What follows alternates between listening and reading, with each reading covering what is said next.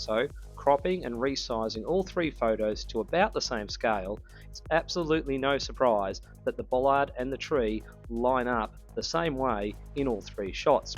Yo Fluffs, the Globers are at it again.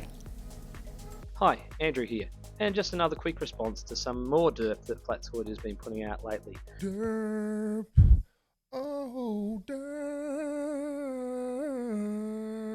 Oh, derp. Derp. This time it's about photography and focal length. He's been using this pair of photos as proof that a change in focal length causes foreshortening and lens compression, and that's why the distant mountain has disappeared in the image on the right, and that we're all just mistaking this effect for Earth curve. Now, never mind that he's just contradicted the usual claim that zooming in can cause distant objects to appear back from over the horizon. Why the distant mountain has disappeared in the image on the right, and that we're all just mistaking this effect for Earth curve. Now, never mind that he's just contradicted the usual claim that zooming in can cause distant objects to appear back from over the horizon. Now, apparently, zooming makes them disappear. And this is exactly what happens with your beloved globe. Let's for instance say this bag is the little wave on the ocean, and that person would be the boat on the ocean. That's why sometimes you see a boat or something blocked bottom up with the horizon behind them, because the horizon doesn't block anything. It's only an apparent position where the sky and earth appear to meet. The foreshortening happens because of the larger apparent angle due to the closer object, like for instance the little wave, which occults it due to the limiting angle. So, without any real plan, I took these photos from exactly the same place using the three lenses on my phone, an equivalent of 13, 26 and 65mm focal length. I was resting on a railing, so the phone was in pretty much the same place for all three. Now, over towards the centre right, on the 65mm photo, I found two objects that had lined up pretty well. It's the top of a bollard that was about 20 metres away, and the top of a tree that was about 200 metres away. So, cropping and resizing all three photos to about the same scale, it's absolutely no surprise that the bollard and the tree line up the same way in all three shots. Okay, how do we do this? Andrew, I don't know if you need glasses or you're just being deliberately dishonest, but you simply don't actually look well, do you? This is your issue with all your Globers actually. You have such a bias to everything that's shown that you don't look at it critically. You decide to, no, you guys are just wrong, while making our point exactly what our point is while doing the demonstration and saying, nah. So, Andrew, let's do a quick analysis of this little demonstration of your selfie. Okay guys, as you can see, I've put some lines on here. These are the different focal lengths. Let's start with the bottom of those poles. First pole looks higher. This is the focal length that was the smallest, by the way. The one that went a bit larger, because it's in a bit more focus as well, seems to have that pole at a lower altitude compared to where Andrew's standing. You see what I'm saying? And another one, the largest focal length, still even lower than there. That's already showing compression. So in other words, it's bringing it closer, which is showing as it's bringing it closer, it's going to give a foreshortening effect. Yes, compression. That's all for that bottom, but let's move on to the top now. Okay, so the red line, I've placed it, shouldn't have been there. Let's place the red line there. Okay.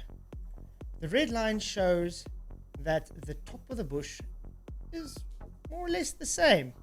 But if you look properly when you get to the zoomed in, it is a touch more zoomed than those two. Really weird. So it looks closer. But let's move to the yellow line where Andrew is talking about. You see that bush there? Look at the distance between. Let's see if I can zoom in. Andrew Johnson. Look at that distance there. Let's draw a little line, just so you know, from that point to that point, you would see a different. Let's make it a white line. You see that, how long that line is? Copy and paste it, and we move it over to the next one. Look at that. The line seems to go longer, Andrew. You would need it to be longer to make it go to the bottom. It's very small because you didn't have much of a change in your focal length, but the line is a touch smidge longer. Let's go to the largest focal length. This is why when you do these tests, you use focal lengths a bit larger. Now look at what happens here. Look how this one has shrunk compared. Oh wait, it hasn't. What happened? Look, Andrew, the yellow line has to move up. Uh-oh. Let's move this.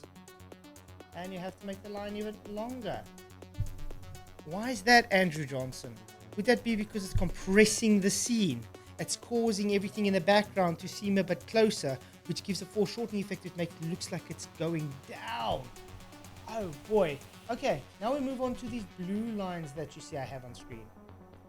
You see how far that distance is to the top of the pole?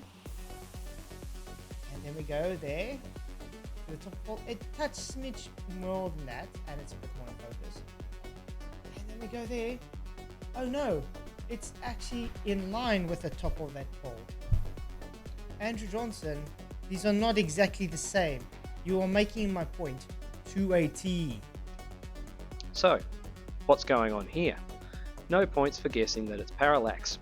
So again, I took another photo using the 65mm lens and with the phone held up in Enrique style, and again, there's absolutely no surprise as to what happened.